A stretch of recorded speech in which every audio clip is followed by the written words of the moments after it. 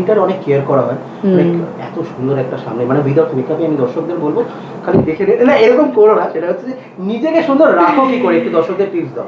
নিজেকে সুন্দর মানে সুন্দর নই, ফার্স্টেই বলে দিচ্ছি। মোটামুটি অবশ্যই অবশ্যই উইন্টারে সবজি অ্যান্ড ফল ফ্রুটস প্রচুর পাওয়া যায়।